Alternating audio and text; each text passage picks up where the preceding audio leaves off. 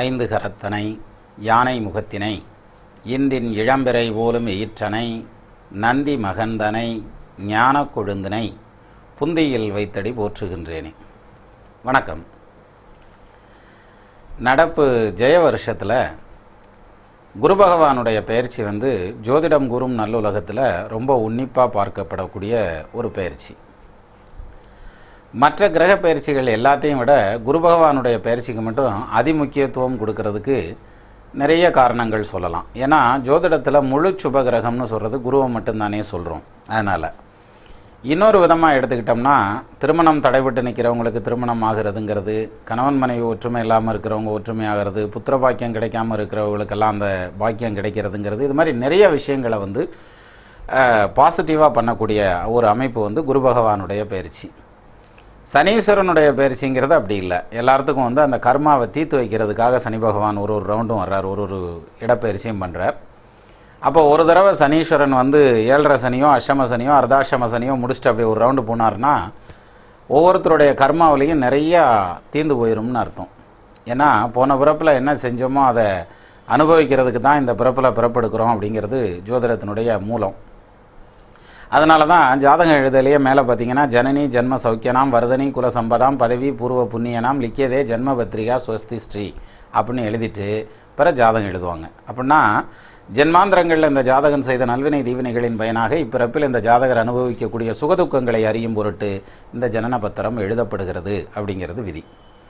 அப்போது ஒரு சிலருடைய கர்மா பார்த்திங்கன்னா ரொம்ப நல்ல கர்மாவாக இருக்கும். அவங்களுக்கு ரொம்ப வசதியான ஒரு வாழ்க்கை அமையும்.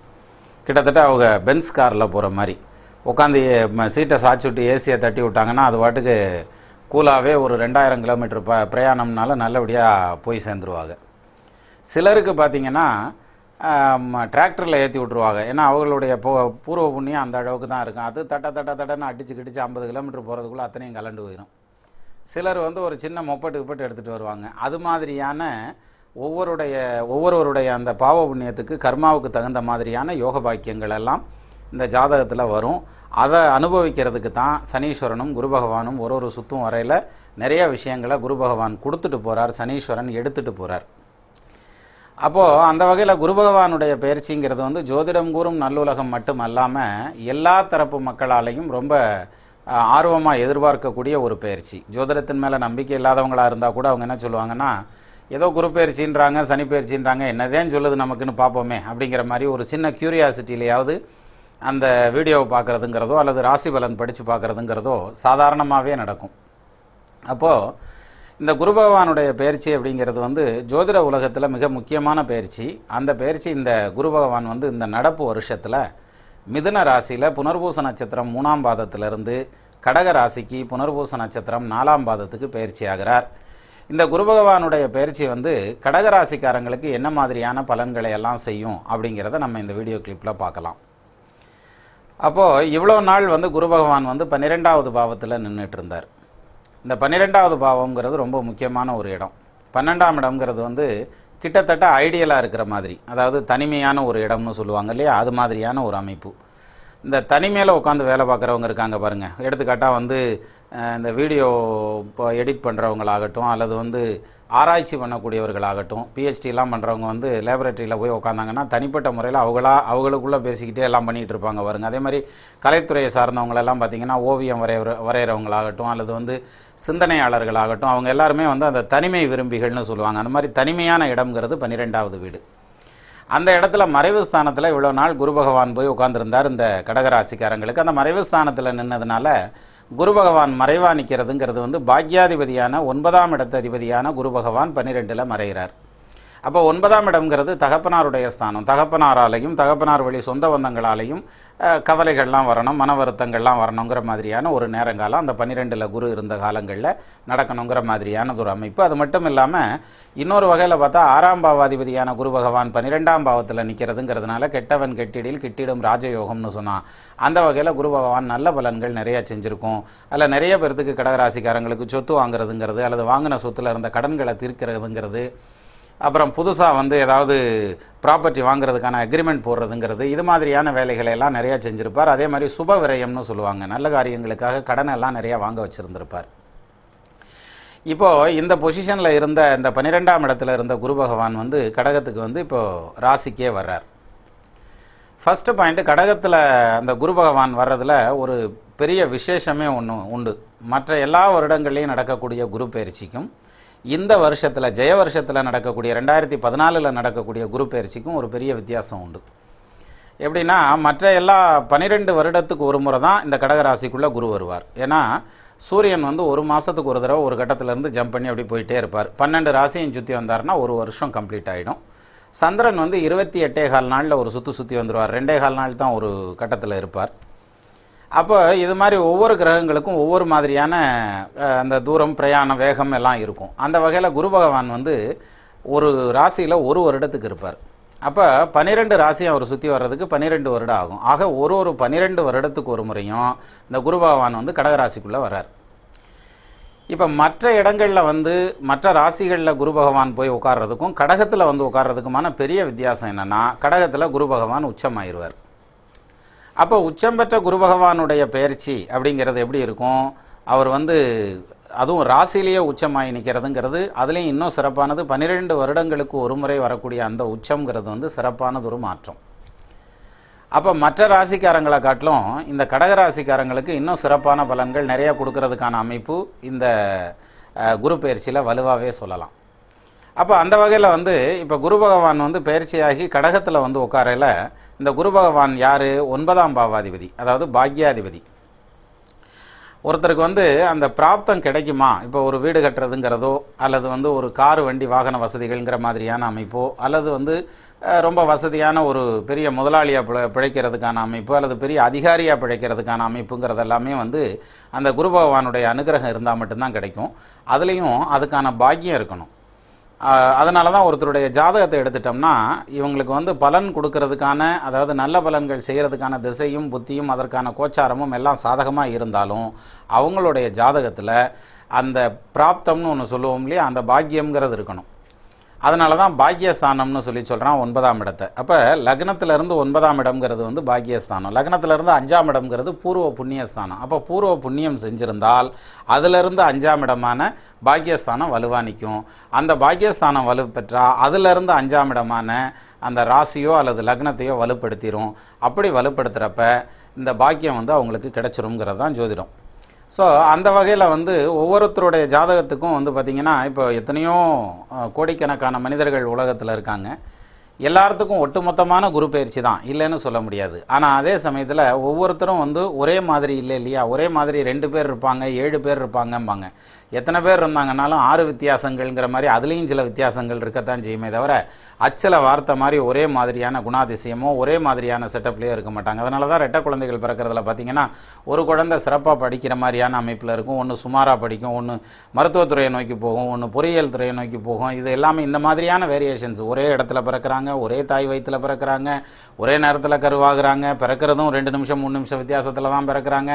ஆனால் இவ்வளவு வேறுபாடுகள் வர்றதுக்கான காரணம் என்னென்னா அந்த பாக்கியஸ்தானத்தில் இருக்கக்கூடிய அந்த வலு. அப்போது ஒருத்தருக்கும் அந்த பாக்கியஸ்தானம் வலுப்பெற்ற நிலையில் நின்னால் மட்டும்தான் அந்த பிராப்தம்ங்கிறது கிடைக்கும். அப்பேற்பட்ட அந்த பாக்கியஸ்தானாதிபதினு சொல்லக்கூடிய குரு பகவான், அதாவது கடகத்துக்கு 9ஆம் இடத்ததிபதியான பாக்யாதிபதியான குரு பகவான் கடகத்திலேயே வந்து உட்கார்றார். அப்போது 9க்குண்டானவர் வந்து ராசியில் உட்காரையில் 5 9க்குண்டானவர் சுபர் பாவராயினும் மிஞ்சும் பலன் செய்வருங்கிறது கவி. ஒரு கிரகம் அது 5ஆம் இடத்ததிபதியாக வந்தால் அது பூர்வ புண்ணியஸ்தானம், அதே மாதிரி 9ஆம் இடத்ததிபதியாக வந்தால் பாக்யாதிபதி. அப்போ 5 9க்குண்டானவர் சுபர் பாவராயினும், ஈவன் 5ஆம் இடத்ததிபதி சனீஸ்வரனாக வந்தால் கூட அவர் நல்ல பலன்களை மட்டும்தான் செய்வார்னு சொல்லுவாங்க. அந்த வகையில் இங்கே சுபகிரகம், அதுவும் முழு சுபகிரகமான குரு பகவான் பஞ்சமஸ்தானம்னு சொல்லக்கூடிய 5ஆம் இடத்துக்கு இல்லை 9ஆம் இடத்ததிபதியாக வந்து அவர் தனக்கு 5ஆம் இடமான இது ராசியில் வந்து உட்கார்றார். அப்போது அந்த பாக்கியத்தை கொடுத்துருவார். அப்போ நீண்ட நாளாக பிளான் பண்ணிக்கிட்டே இருப்பாங்கள்ல, சொத்து வாங்கணும், இடம் வாங்கணும், வீடு கட்டணும், அப்புறம் வந்து வண்டி வாகனமெல்லாம் வாங்கணும், இப்படிங்கிற மாதிரியான எண்ணத்தில் இருக்கிறவங்களுக்கெல்லாம் இது ஃப்ரூட்ஃபுல்லாக வர்றதுக்கான ஒரு காலம். அது மட்டும் இல்லாமல் 9ஆம் இடம்ங்கிறது பாக்யஸ்தானம்னு சொல்லியிருந்தேன், தகப்பனாருடைய ஸ்தானம்னு சொல்லியிருந்தேன். அப்போ பாக்யஸ்தானம் வலுப்பெற்ற நிலையில் நின்றுச்சுன்னா நீண்ட காலமாக வெளிநாடுகளில் இருக்கிறவங்க வந்து தன்னுடைய தாய்நாட்டை நோக்கி வந்து தன்னுடைய சொந்த பந்தங்களை எல்லாம் பார்க்கறதுக்கான அமைப்பும் சிலருக்கு வந்து அது 9ஆம் இடம்ங்கிறது பாக்கியஸ்தானம்ங்கிறதுனால பூர்வ புண்ணியத்துக்கு பூர்வ புண்ணியம் இல்லையா. அப்போ சிலர் பார்த்திங்கன்னா அந்த கோயிலுக்கெல்லாம் போகணும், நாங்கள் காசி ராமேஸ்வரம் போகணும், அல்லது நவகிரக டெம்பிள்ஸ் எல்லாம் போயிட்டு வரணும், ஸ்தல யாத்திரை போகணும், தீர்த்த யாத்திரை போகணும்னெல்லாம் நிறைய பிளான் பண்ணி வச்சுருந்துருப்பாங்க. அதையெல்லாம் இப்போ நடக்கிறதுக்கான ஒரு அமைப்பு தான் இந்த குரு பகவானுடைய பெயர்ச்சி. அப்போ அந்த குரு பெயர்ச்சிங்கிறது மிகச்சிறப்பானது ஒரு பெயர்ச்சி.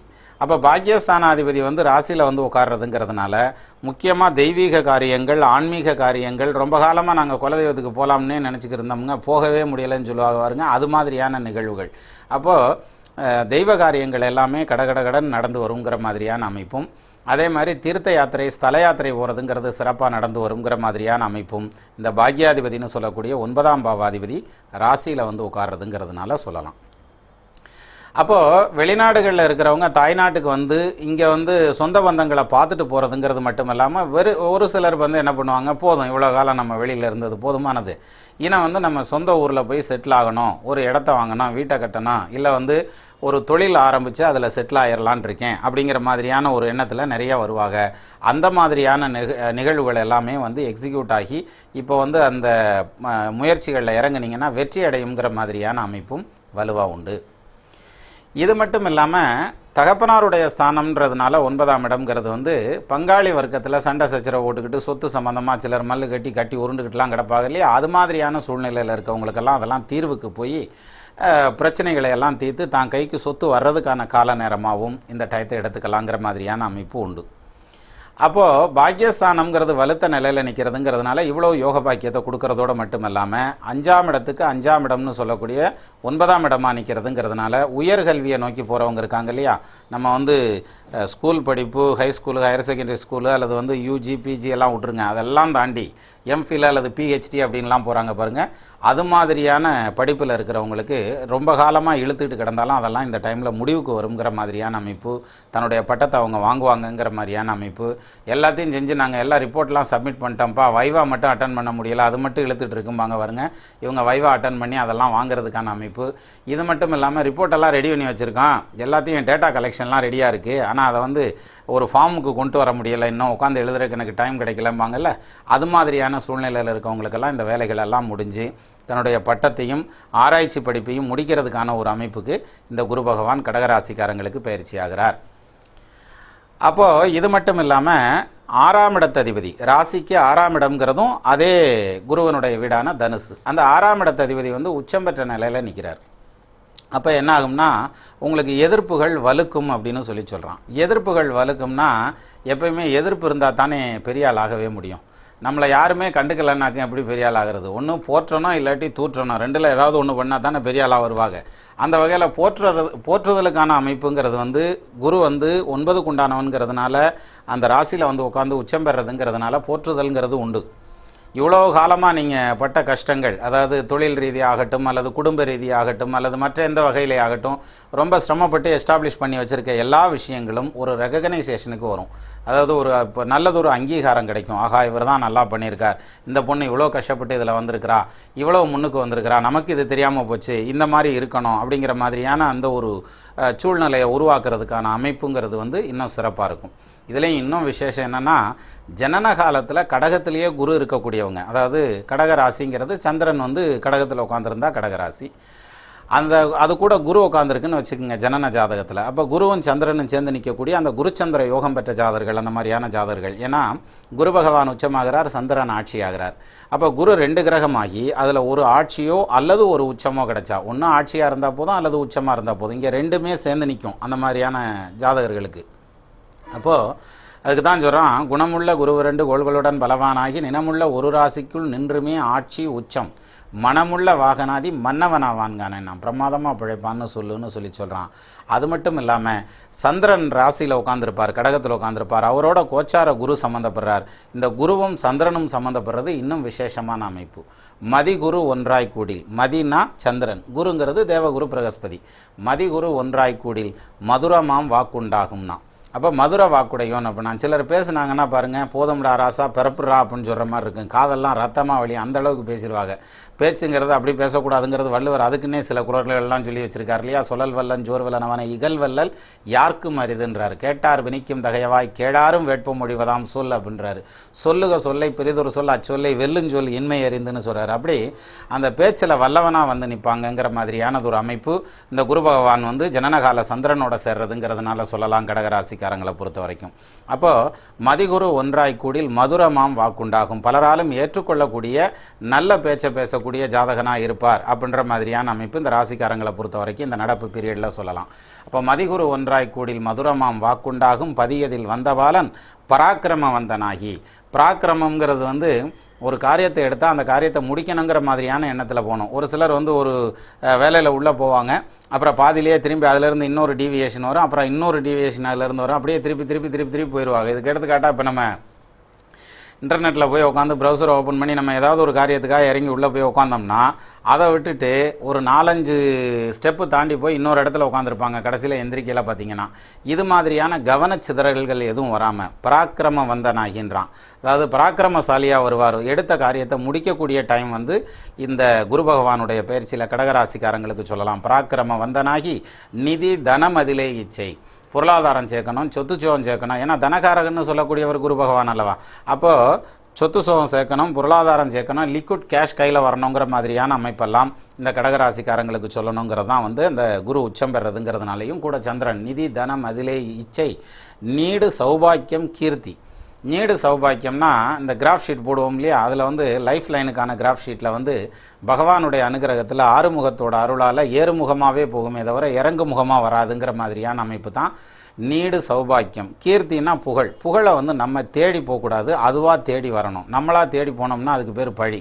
அதுவாக வந்ததுனாத்தான் புகழ். அப்போ தானாக புகழடையக்கூடிய அமைப்பு. நீங்கள் கடமையை செய் பலனை எதிர்பாராதேன்னு தானே பகவான் வந்து கீதையில் சொல்கிறார். அப்போ அந்த வகையில் நம்ம கடமையை மட்டுமே செஞ்சுட்டு இருந்தால் போதும், சாதாரண வேலைகளுக்கு கூட அதீதமான பாராட்டுகள் கிடைக்குங்கிற மாதிரியான அமைப்பு. நீடு சௌபாக்கியம் கீர்த்தி அதுதனை அடைவன் என்று இவ்வளவு பெருமைகள் அடைவார் என்று உரைத்திடு உலகின் இருக்கும் என்றான். எது? இந்த சந்திரனும் குருவும் சேர்ந்து நினைச்சுனா. அப்போ மதிகுரு ஒன்றாய் கூடில் மதுரமாம் வாக்குண்டாகுங்கிறான். இது அப்படியே வயசு வருஷா திருப்பி வைங்க. குருவுடன் மதியும் கூடி. இது வேற ஒரு ஜோதிட கிரந்தம் சொல்லுது. அதாவது குருவோட சந்திரன் சம்மந்தப்படுறதுங்கிறது. ஜனனகால சந்திரனான கடகச்சந்திரன் வந்து கடகராசிக்காரங்களுக்கு கோச்சார குருவோட சம்மந்தப்படுறார். அப்போ குருவுடன் மதியும் கூடி குணமுடன் இருக்க அல்லால் இது ரெண்டும் ஒன்று சேர்ந்து நிற்கணும். யார்? குருவும் சந்திரனும் ஒன்று சேர்ந்து நிற்கணும். குருவுடன் மதியும் கூடி குணமுடன் இருக்க அல்லால் ஒருவருக்கொருவர் நோக்கி பார்த்திட உண்மையாக, அல்லது ஒன்றுக்கொன்று நேர் எதிராக சந்திக்கிற மாதிரி இருக்கணும். ஒருவருக்கொருவர் நோக்கி பார்த்திட உண்மையாக கரும நர வாகனங்கள். நர வாகனம்னா மனிதர்களால் சுமந்து செல்லக்கூடிய பல்லக்கு போன்ற வாகனங்கள்ங்கிறான். ஒரு காலத்தில் பல்லக்கில் ஓனால் நின்று வேடிக்கை பார்ப்பாங்க, இப்போ பல்லக்கில் ஓனாலும் வேடிக்கை தான் பார்ப்பாங்க. ஆனால் அது நல்லா இருக்காது இல்லையா? ஸோ அந்த வகையில் இப்போ எடுத்துக்கிட்டோம்னா என்ன சொல்லலாம், டிரைவர் வச்சு ஓட்டக்கூடிய வண்டி வாகன வசதிகளோட. அப்போது குருவுடன் மதியுங்கூடி குணமுடன் இருக்க அல்லால் ஒருவருக்கொருவர் நோக்கி பார்த்திட உண்மையாக கரும நர வாகனங்கள் வர்க்கமும் சால்வைகளுமாய் பெருக ஆபரணமோரும் பெற்றவன் இனிது வாழ்வான். நல்ல பாராட்டுரைகள் கிடைக்குங்கிற மாதிரியான அமைப்பும், இந்த அமைப்பை பெற்றவன் சிறப்பாக பிழைக்கக்கூடிய அமைப்பை சொல்லுங்கிற மாதிரியான அமைப்பும் இந்த கடகராசியில் குரு பகவான் வந்து உட்கார்றதுங்கிறதுனால சொல்லலாம். அது மட்டுமல்ல, இந்த குருவும் சந்திரனும் ஒன்று சேர்ந்து நிற்கிற விஷயம் இருக்குது பாருங்கள். இந்த இவங்க ரெண்டு பேரும் ஒன்று சேர்ந்து நின்னாலோ அல்லது ஒன்றுக்கொன்று கேந்திரத்தில் நின்னாலோ, கேந்திரம் மீன்ஸு குரு நிற்கிற இடத்துலேருந்து 1, 4, 7, 10 குரு பகவான் அல்லது வந்து சந்திரன் அந்த மாதிரி நின்றுச்சுன்னா அதுக்கு பேர் கஜகேசரி யோகம்னு சொல்லி சொல்கிறான். அப்பேற்பட்ட கஜகேசரி யோகத்தை இந்த வருஷத்தில் இந்த குரு பயிற்சியில் இந்த கடகராசிக்காரங்களுக்கு குரு பகவான் உருவாக்குறார். அப்போ கஜகேசரி யோகம்னா கஜம்னா யானை, கேசரினா சிங்கம். கஜகேசரி யோகம்னா ஒரு யானை கூட்டத்துக்கு நடுவில் ஒரே ஒரு சிங்கம் போச்சுன்னா எப்படி அந்த யானை கூட்டமே செதறி ஓடிருமோ அது மாதிரி எந்த தோஷங்கள் இருந்தாலும் அத்தனை தோஷங்களும் அடிவிட்டு போயிரும்னு சொல்லி ஜாதக அலங்கார பாடல் சொல்லுது. நான் சொல்லலை. வரிச்சி கேந்திரத்தில் மன்னவன் நிற்க, அதாவது சந்திரனுடைய கேந்திரத்தில் குரு பகவான் நிற்க, அரசன்றன் கேந்திரத்தில் அம்புலிதானன் நிற்கில், குருவனுடைய கேந்திரத்தில் சந்திரன் என்றார்கள். அப்போ வரிச்சி கேந்திரத்தில் மன்னவன் நிற்க, அரசன்றன் கேந்திரத்தில் அம்புலிதானன் நிற்கில் விரவு மற்றிடத்தின் மற்ற இடங்களில் மற்ற கிரகங்கள்னால ஏற்படுத்தக்கூடிய எப்பேற்பட்ட தோஷங்களாக இருந்தாலும் விரவு மற்றிடத்தின் மற்றொரு மேவிய தோஷம் யானை ஒரு சிங்கம் கண்டவாறு ஓடுமாம் கஜகேசரியாம் யோகம் அப்படின்னா அப்பேற்பட்ட கஜகேசரி யோகம் சொல்லுங்கிறான். அப்போ அந்த கஜகேசரி யோகம்ங்கிறது இந்த வருடத்தில் வந்து இந்த கடகராசிக்காரங்களுக்கு உருவாகிறதுங்கிறதுனால மற்றெந்த தோஷங்கள் இருந்தாலும் அத்தனையும் அடிவிட்டு போயிடும்னு சொல்லக்கூடிய அமைப்பு இந்த குருவும் சந்திரனும் சேர்றதுங்கிறதுனால சொல்லலாம். அது மட்டும் இல்லாமல் இந்த எதிர்ப்புகள் வலுக்கும்னு சொன்னேன் பாருங்கள். 6ஆம் இடத்ததிபதினு சொல்லக்கூடியவர் வந்து ராசியில் வந்து உச்சமாகிறதுனால எதிர்ப்புகள் வலுக்கும்னா புகழ் அதிகம் கிடைக்கும்னு அர்த்தம். அதானே உண்மை. அப்போது நம்ம இன்றைக்கும் ஹிட்லரை மறக்காமல் இருக்கிறோம்னா அதுக்கு என்ன காரணம்? அவருக்கு உலகம் பூரா இருந்து வந்த எதிர்ப்பு ஒரு காரணம். எவ்வளவோ பாவ காரியங்கள் பண்ணவராக இருக்கட்டும், என்னென்னவோ செஞ்சவராக இருக்கட்டும், நல்லவன் கெட்டவங்கிறத ஒரு பக்கம் ஒதுக்கிடுங்க, புகழ் நிற்கிது, பேர் நிற்கிது இல்லையா? அது பழியில் நின்னாலும் சரி, புகழில் நின்னாலும் சரி. அப்போ இவருக்கு எதிர்ப்பில் நிற்கிது பேர். அப்போ அது மாதிரியான எதிர்ப்புகள் நிறையா உங்களுக்கு வருங்கிற மாதிரியான அமைப்பும் அதையும் வின் பண்ணி வர்றதுக்கான அமைப்பு தான் பாக்யாதிபதி உச்சமாகிறதுங்கிறதுனால, 9க்கு உண்டானவன் உச்சம் பெற்ற நிலையில் நிற்கிறதுங்கிறதுனால நம்ம வந்து எதிர்ப்புகள்லேயே அமுங்கி போயிடுறதுக்கான அமைப்பு வராது. அந்த பாக்யாதிபதி உச்சமாகி நிற்கிறதுனால நான் முதலே சொன்ன மாதிரி 5, 9க்கு உண்டானவர் சுபர் பாவராயினும் மிஞ்சும் பலன் செய்வார்னு சொல்கிறான். நல்ல பலனை மட்டும்தான் செய்வார். லக்னாதிபதி பஞ்சமாதிபதி பாக்கியாதிபதி பாதகம் பண்ண மாட்டான்னு சொல்லுவாங்க. அப்போ பாதகம் பண்ணுறதுக்கான அமைப்பு இல்லை. அப்போ என்னதான் குரு பகவான் 6க்கு உண்டானவராக இருந்து ருண ரோக சத்ருஸ்தானாதிபதியாக இருந்தாலும் அந்த ரோகத்தையோ ருணத்தையோ கொடுத்து அதில் கடுமையான பலன்களை செய்கிறதுக்கான அமைப்பு இல்லை. என்ன காரணம்னா, சப்போஸ் குரு நீசம் பெற்ற நிலையில் வந்து உட்கார்றார் இந்த ராசியில் அப்படின்னா அவங்களுக்கு வந்து இருதய தொடர்பான தொல்லைகள் வர்றதுக்கோ, கொலஸ்ட்ரால் சம்மந்தப்பட்ட தொல்லைகள் வர்றதுக்கோ, அல்லது தன்னுடைய குழந்தைகளுக்கான நிறையா பிரச்சனைகளை கொடுக்கறதுக்கான அமைப்பு, அவங்க சம்மந்தப்பட்ட கவலைகளை அனுபவிக்கிறதுக்கான அமைப்போ வந்துடும். அதுக்கு பதிலாக தான் இந்த 6ஆம் பாவாதிபதி உச்சமாகி வேற நிற்கிறார். நீசம் பெறலை, உச்சம் பெற்ற நிலையில் நிற்கிறார். அது மட்டும் இல்லாமல் பாக்யாதிபதியும் அவரே ஆகிறார். அப்போ டபுள் ரோல் பண்ணுறார். வில்லனாகவும் வர்றார், ஹீரோவாகவும் வர்றார்ல. அப்போ ஒரு ஸ்டேஜில் வந்து ஹீரோ தானே ஜெயிச்சாகணும். ஸோ அப்போ பாக்யாதிபதி வந்து வலுவான நிலையில் நிற்கிறதுங்கிறதுனால எதிர்ப்புகள் வந்தாலும் உடல் ரீதியான தொல்லைகள் அப்படிங்கிறது வந்து சிலருக்கு பார்த்திங்கன்னாக்க இருதய சம்பந்தமான தொல்லைகள் அல்லது கொலஸ்ட்ரால் சம்மந்தப்பட்ட தொல்லைகள், அதுலேயும் மெயினாக பார்த்திங்கன்னா உடல் பருமன்கிறது, வெயிட்டு போடுவாங்கங்கிற மாதிரியான அமைப்பு. அதுலேயும் ஒரு சிலருக்கு தொப்பை நல்லா பெருசாகவே வரும். அதனால் இப்போ டயட் கண்ட்ரோல் இருக்கிறது, வாக்கிங் போகிறதுங்கிறது, ரெகுலர் எக்ஸசைஸ் பண்ணுறதுங்கிறது, ஏஜ்டு பர்சனாக இருந்தாங்கன்னா அவங்களுக்கு ரெகுலர் மெடிக்கல் செக்கப் பண்ணுறதுங்கிறது, எஸ்பெஷலி சுகர் பேஷண்ட்ஸாக இருந்தாங்கன்னா அவங்க வந்து ரொம்பவே வந்து டயட் கண்ட்ரோலில் இருக்கணுங்கிற மாதிரியான அமைப்பெல்லாம் இந்த குரு பகவானுடைய பயிற்சி வந்து நமக்கு காமிக்குது கடகராசிக்காரங்களை பொறுத்த வரைக்கும். அப்போது இந்த குரு பகவான் வந்து ராசியில் வந்து உட்காந்துடுறார். இப்போ இவர் அடுத்து பார்க்குறது எங்கே பார்க்குறார்? பஞ்சம பார்வைன்னு சொல்லக்கூடிய 5ஆம் பார்வையாக ராசிக்கு 5ஆம் இடத்தை பார்க்குறார். 5ஆம் இடம்ங்கிறது வந்து பூர்வ புண்ணியஸ்தானம்னு சொல்லியிருந்தேன். அப்போ பூர்வீக சொத்து சம்மந்தப்பட்ட வில்லங்கங்கள் இருந்தாலோ பிரச்சனைகள் இருந்தாலோ தீரும். 1. 2வது வந்து ப்ரொமோஷனுக்காக வெயிட் பண்ணிகிட்டே இருந்திருப்பாங்க. சிலர் வேலையில் இருக்கிறவங்களை பார்த்திங்கன்னா நல்லா கடுமையாக வேலை பார்ப்பான், ஆனால் வந்து பக்கத்தில் இருக்கிறவங்களுக்கு ப்ரொமோஷன் கொடுப்பாங்க. அப்போ ப்ரொமோஷனுக்குன்னு வெயிட் பண்ணிகிட்டே இருக்காங்க பாருங்கள், அவங்களுக்கு வந்து இப்போ ப்ரொமோஷனுக்கான ஒரு டைமும் வந்து சேரணுன்ற மாதிரியான அமைப்பும். அந்த வகையில் வேலையில் இருக்கிறவங்க நிச்சயமாக வந்து ஒரு இடத்துலேருந்து இன்னொரு இடம் மாறுறதுங்கிறதோ அல்லது ஒரு டெசிக்னேஷன்லேருந்து இன்னொரு டெசிக்னேஷன் மாறுறதுங்கிறது ஒரே ஆஃபீஸுக்குள்ளேயோ அல்லது ஒரே ஆஃபீஸில் வேறு பிரான்ச்சுக்கு மாற்றுறதுங்கிற மாதிரியான அமைப்போ இந்த பீரியடில் நடக்கும். அதுலேயும் குறிப்பாக அந்த சாஃப்ட்வேரில் இருக்கவங்கெல்லாம் பார்த்திங்கன்னா ஒரு ப்ராஜெக்ட்லேருந்து இன்னொரு ப்ராஜெக்டை நோக்கி போகிறதுக்கான அமைப்பு. அதுலேயும் பேங்கிங் செக்டாரில் இருக்கிறவங்களுக்கு, அக்கௌண்ட்ஸு சம்மந்தப்பட்ட லைனில் இருக்கிறவங்களுக்கு, அதே மாதிரி ஷேர் மார்க்கெட்டில் இருக்கிறவங்களுக்கெல்லாம் பார்த்திங்கன்னா நல்ல மாற்றங்கள் நிறையா வருன்ற மாதிரியான அமைப்பும், அவங்களுடைய கால்குலேஷன் வந்து ரைஸ்அப் ஆகும், அதாவது பாசிட்டிவாக நடக்குங்கிற மாதிரியான அமைப்பு. ஏன்னா man proposes God should be also ப்ரொப்போசஸ்ன்னு சொல்லுவாங்க. ஆனால் காட் ப்ரொப்போஸ் பண்ணாமல் சமயத்தில் டிஸ்போஸ் பண்ணி விட்டுறாருல, இப்போ அந்த இதெல்லாம் வராது. அது வந்து நீங்கள் என்ன நினைக்கிறீங்களோ அதை பகவான் நல்லபடியாக நடத்தி கொடுப்பாருன்ற மாதிரியானது ஒரு அமைப்பு பஞ்சமஸ்தானம்னு சொல்லக்கூடிய 5ஆவது வீட்டை பார்க்குறதுங்கிறதுனால. அதே மாதிரி கல்வியை பொறுத்த வரைக்கும் எடுத்துட்டால், அதாவது அடிப்படை கல்வியை விட்டு ஸ்கூலிங் லெவலில் விட்டுட்டு உயர்கல்வின்னு போகிறாங்க இல்லையா, யூஜி பிஜின்னு போகிறாங்கல்ல, அவங்களுக்கெல்லாம் வந்து கல்வியில் நல்ல இடம் கிடைக்கும், அவங்க எதிர்பார்த்த மாதிரியான இடம் கிடைக்கும். எதிர்பார்த்த மாதிரியான இடம் கிடைக்கும்னா அப்போ நல்ல மார்க் கிடைக்கணும்னு தானே அர்த்தம். அப்போ அந்த வகையில் மார்க்கும் நல்ல விதமாக கிடைக்குங்கிற மாதிரியான அமைப்பு இந்த உயர்கல்வியை நோக்கி போகிறவங்களுக்கு வலுவாக சொல்லலான்ற மாதிரியான அமைப்பு இருக்கிறது. அதுலேயும் ஒரு சிலர் பார்த்திங்கன்னா இந்த கடகராசிக்காரங்க நிறைய பொருளாதாரத்தை கொடுத்து கூட பேமெண்ட் சீட்டு அல்லது கேபிட்டேஷன் கொடுத்தெல்லாம் வந்து கோர்ஸில் சேர்றதுக்கான அமைப்பெல்லாம் உண்டு. ஒரு சிலருக்கு வந்து வெளிநாடுகளில் அவங்க எதிர்பார்க்குற மாதிரியான யூனிவர்சிட்டிஸில் சீட்டெல்லாம் கிடைக்குங்கிற மாதிரியான அமைப்பு இருக்கிறது. அப்போ நான் எம்எஸ் படிக்கணும் வெளிநாட்டில் போய் அப்படின்லாம் யோசிச்சுட்டு இருக்காங்க இல்லையா, அவங்களுக்கு இது மெட்டீரியலைஸ் ஆகிறதுக்கான டைமாக இந்த குரு பகவான் வந்து பஞ்சமஸ்தானம்னு சொல்லக்கூடிய 5ஆவது வீட்டை பார்க்குறதுனால சொல்லலாம். அது மட்டும் இல்லை, குருவை வந்து புத்திரகாரகன்னு சொல்லுவாங்க. புத்திரகாரகன் வந்து குரு பகவான். அப்போ ஒரு ஜாதகத்தில் வந்து குழந்தை பாக்கியம் அப்படின்னு பார்க்குறப்ப எப்படி பார்ப்பாங்க? 1 5ஆம் இடம் தெளிவாக இருக்கணும், 5ஆம் இடம் புத்திரஸ்தானம். அடுத்தது குரு தெளிவாக இருக்கணும், அந்த குரு பகவான் புத்திரகாரகன். அடுத்தது 5ஆம் இடத்ததிபதி தெளிவாக இருக்கணும். அவர் வந்து புத்திர ஸ்தானாதிபதி. இது 3மே கரெக்டாக இருந்ததுன்னா லேட் ஆகாமல் உடனே குழந்தை. இப்போ இதில் ஏதாவது ஒரு டீவியேஷன்ஸ் இருந்ததுன்னா கண்டிப்பாக கொஞ்சம் லேட் ஆகி குழந்தை அப்படிங்கிறது. அது ஒரு சிலருக்கு பார்த்தீங்கன்னா இந்த லேட் பண்ணிகிட்டு இருக்காங்க பாருங்க, அவங்களுக்கெல்லாம் இப்போ புத்திர பாக்கியம் கிடைக்கிறதுக்கான டைம். பட் அதுக்கான அமைப்பு அவங்க ஜாதகத்திலே இருக்கணும். ஏன்னா ஒரு சிலருக்கு பார்த்தீங்கன்னா ஜாதகத்திலேயே அந்த அமைப்பு வந்துடும். புத்திர தானத்தாதி ஏகனாய் புதன் வீடேரில் புத்திரர் இல்லை நல்லோர் கூடிடில் பிறந்து சாவார் புத்திரன் ஏழாமாதி பொருந்துங்கேந்திர கோணத்தில் உற்றிட பலவனாகி ஓங்கும் மாறாதிவன்றன் சித்தமாய் கூடினாலும் தரிசனை பார்வையாலும் சுத்தமாய் புதல்வர் இல்லை இணைமறை சொல்லும் தானேங்கிறான். இப்படியான ஒரு ஜாதகத்தை எடுத்து வச்சுக்கிட்டு குரு பகவான் பயிற்சி ஆகிட்டாருப்பா, இப்போ புத்திர வாக்கியம் கிடச்சிருமாப்பா அப்படின்னாக்கா அப்புறம் குழந்தை கிடைக்கல இல்லை என்னையா ஜோசியம் சொன்னேன்னு சொல்லுவாங்க. விஷயம் என்னென்னா அவங்களுக்கு அந்த பிராப்தம் இருந்து அந்த கர்மா வந்து நல்ல கர்மா செஞ்சு அவங்களுக்கு அந்த பிராப்தம் இருந்து புத்திர பாக்கியம் கிடைக்கணுங்கிற அந்த அமைப்பு இருந்து அவங்களுக்கு டிலே ஆகிட்டு இருந்ததுன்னா இந்த பீரியடில் நிச்சயமாக கிடைக்கும் இந்த குரு பகவானுடைய பயிற்சியில். அப்போது ஒரு சிலர் வந்து ஆர்டிஃபிஷியலாக ட்ரை பண்ணுவாங்க இல்லையா, அந்த ஐயுஐ பண்ணுறதுங்கிறது அல்லது ஐவிஎஃப் பண்ணுறதுங்கிறது, டெஸ்ட் பேபிலாம் பண்ணுறாங்க இல்லையா, அது மாதிரியான முயற்சிகளில் இதுக்கு முன்னால் எடுத்திருந்தால் அது வந்து பாசிட்டிவாக நடக்கிறதுக்கான வாய்ப்புகள் குறைவாக இருந்திருக்கும். பட் இந்த வருஷத்தில் கடகராசிக்காரங்களுக்கு அது மாதிரியான ஸ்டெப்ஸ் எடுத்து வச்சிங்கன்னா நிச்சயமாக புத்திர பாக்கியம் லேட் ஆகிறவங்களுக்கு குழந்தை பாக்கியம் கிடச்சி போயிடும். ஒரு சிலர் வந்து புறம் பொம்பளை பிள்ளையாக பெற்று வச்சுருப்பாங்க, அப்போ வாரிசுக்கான அமைப்பு இல்லாமல் இருக்கும். அப்போ எனக்கு ஆண் வாரிசு வேணும் அப்படின்னு சொல்லி மல்லு கட்டிகிட்டு இருக்கிறதுக்கான அமைப்பெல்லாம் உண்டு. அந்த மாதிரி ஆண் வாரிசு வேணும்னு எதிர்பார்த்துட்டு இருக்கிறவங்களுக்கு இந்த குரு பகவானுடைய பயிற்சியில் கடகராசிக்காரங்களுக்கு ஆண் வாரிசு கிடைக்கிறதுக்கான அமைப்பும் வலுவாக சொல்லலான்ற மாதிரியான அம்சம் உண்டு. அப்போ பஞ்சமஸ்தானத்தை பார்க்குறதுனால புத்திரஸ்தானத்தை பார்க்குறதுனால இப்பேற்பட்ட யோக பாக்கியத்தை கொடுக்கக்கூடிய குரு பகவான் தனது 7ஆம் பார்வையாக பார்க்குறதுங்கிறது 7ஆம் இடத்தை பார்க்குறார். இந்த 7ஆம் இடம்ங்கிறது கலஸ்திரஸ்தானத்தை குறிக்கும். கலஸ்திரம்ங்கிறது மனைவி.